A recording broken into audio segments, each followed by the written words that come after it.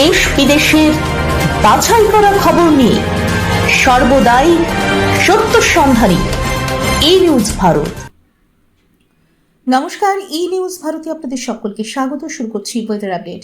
আলিপুর আবহাওয়া দপ্তর সূত্রে খবর, শুক্রবার বিকেলে কলকাতা সহ দক্ষিণবঙ্গের একাধিক জেলায় কালবৈশাখীর সম্ভাবনা রয়েছে।